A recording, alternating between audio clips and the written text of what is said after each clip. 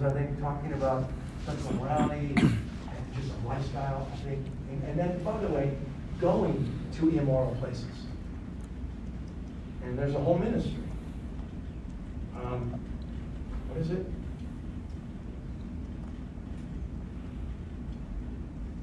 I mean, I'm talking about the nightclubs and pornography. And it's called Triple X. Yeah. Triple X Church. Yeah, Triple X. So it's just, I mean, it's just going to, right? And ministering and preaching the gospel and going to immoral places and calling people back to a lifestyle that is more pure. Does that make? I think that's a challenge, and that's hard to do. Paul did it. Evangelism as tent making. What did the tent making ability and job of Paul, how did that benefit him? How did that, facilitate his ministry in Corinth? Was it just an added extra?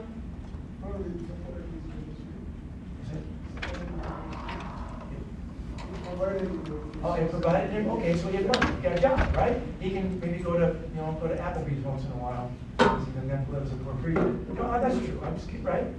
What else? Sorry?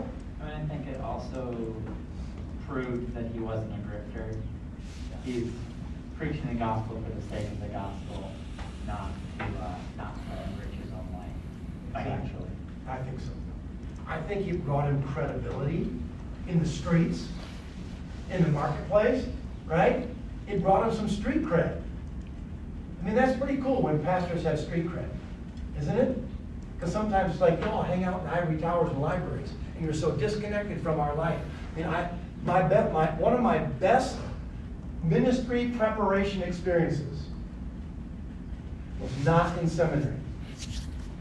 It was not in any classroom. It was not even in any church. One of the best preparation experiences I had was working for a year in a factory between my first and second years of seminary. I went to seminary, I came back home because I wanted to be close to my future wife, but that's another story. And then I spent a year working in a factory. And I just worked the whole year. And I went to work with people and listened to them and watched their lives. And they listened to me, and we talked, and they told me about their families and how life was tough, and they were getting a paycheck, and they were going to work. And I went, wow, these are like real people. I mean, I've been spending a lot of time in libraries reading about stuff, and now these are real people. And I learned a lot as kind of a tent maker in that year. Does that make sense? Get a job, man. Wash dishes at Russ's. Okay, Rainbow Grill, sorry. My bad. Sorry. My kid worked at Russ's, so I Oh, which Russ's? Which Russ's? Byron Center, 28th Street. Oh, Which kid?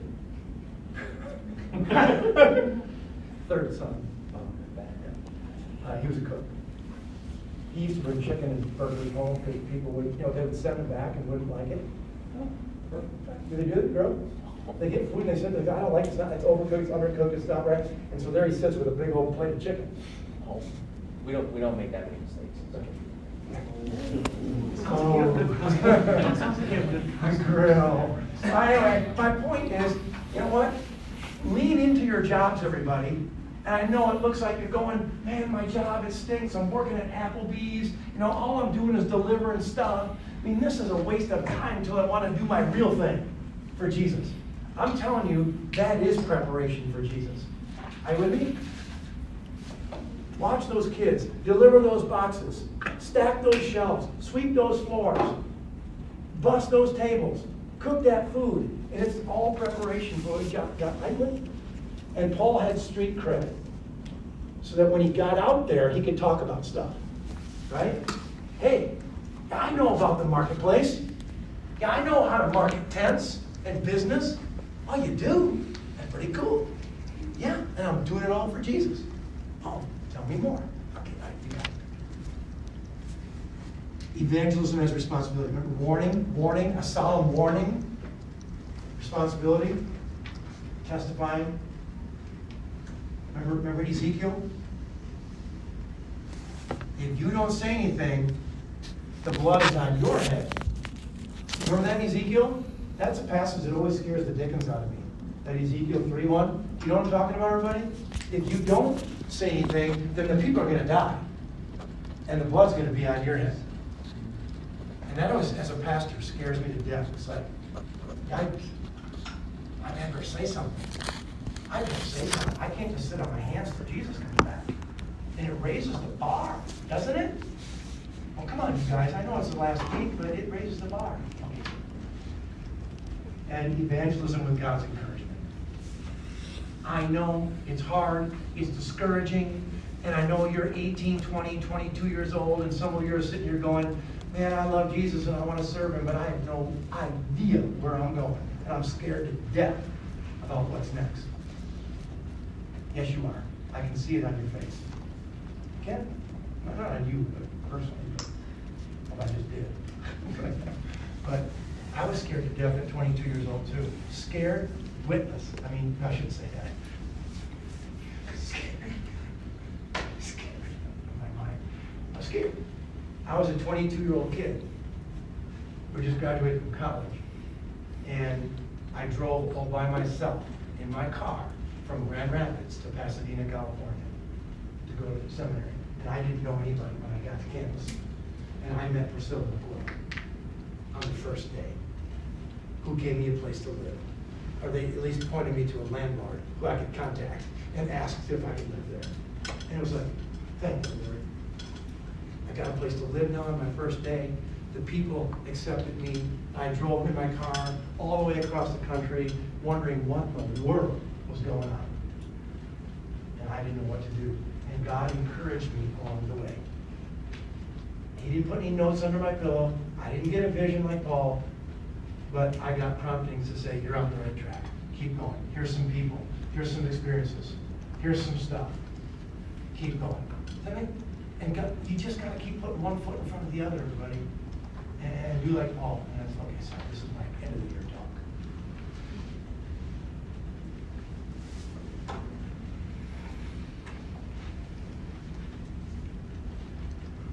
Right? Pretty cool.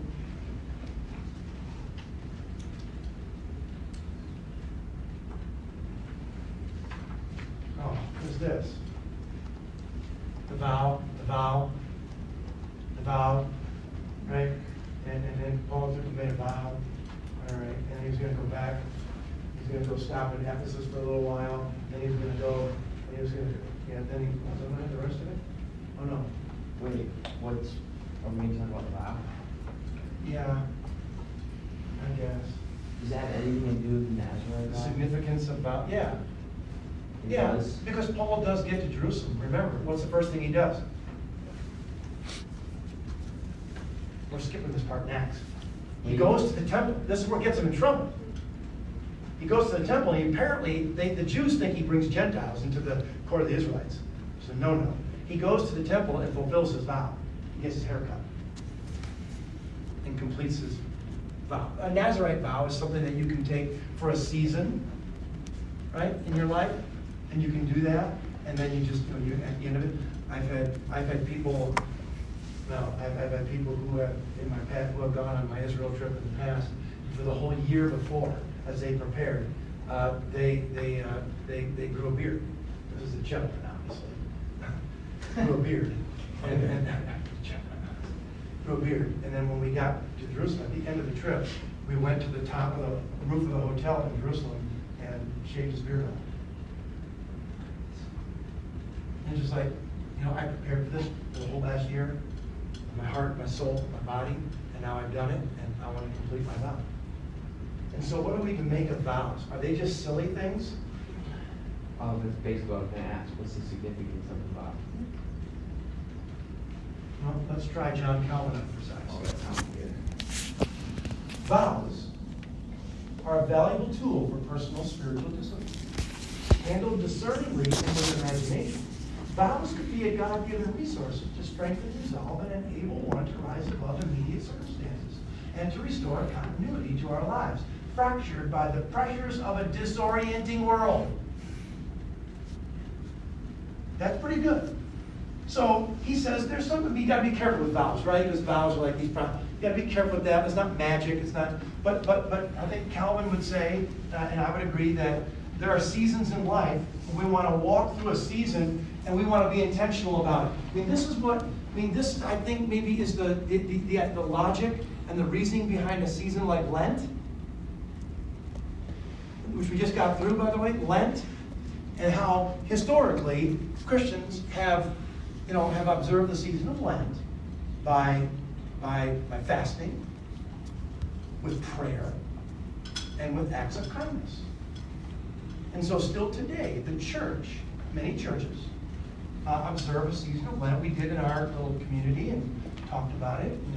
And we had special devotions, but just a special time of devotion and reflection and fasting. Have you ever fasted? Yeah. I mean, a food fast. But there's other type, right? You can do a phone fast. I dare you. Not for a day, not for a week. I dare you for a month. And Abby says, no way. No. Go ahead. Is it next week? Yeah. Is it, you're going for a week? There's 3 different levels of like giving up technology. Okay, 3 levels, like for wimps, non-wimps. Okay. Something like that. Someone's gonna spike your burger. But we used to do when our kids were younger for Lent, we used to do an electronic fast. For Lent. We only did it for 1 week because they couldn't take it. But we pulled the plug on the TV, on the computer, and played family games around the kitchen table. And at first they hated it. You know, here we are, we're playing sorry again. And then after a while they go, this is kind of cool. You know, yeah. But, vows. A season of Lent, a fast, a thing that you're going to do in ministry and you prepare for it, you devote yourself. I think that's the idea behind what Paul was doing, isn't it? Is that?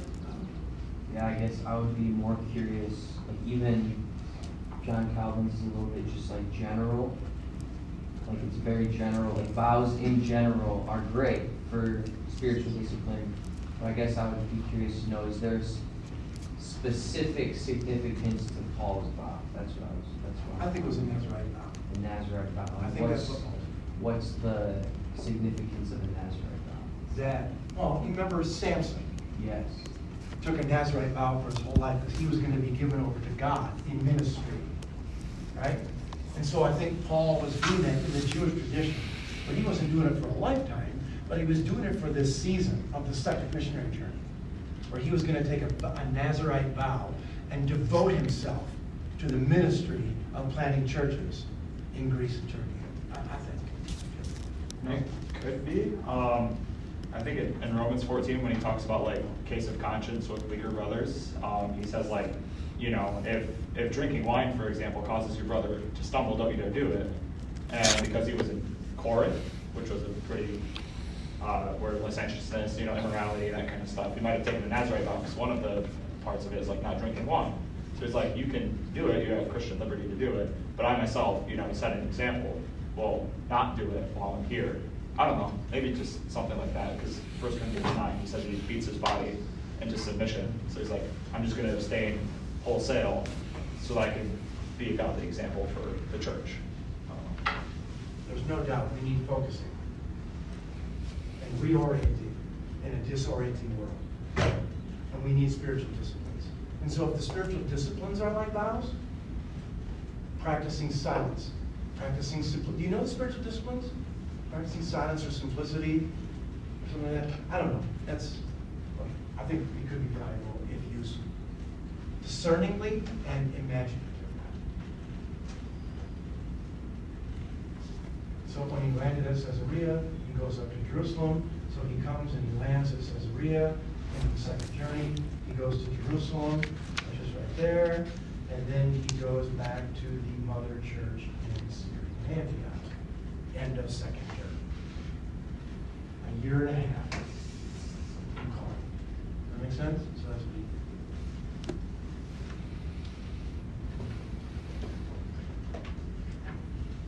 want to put emphasis.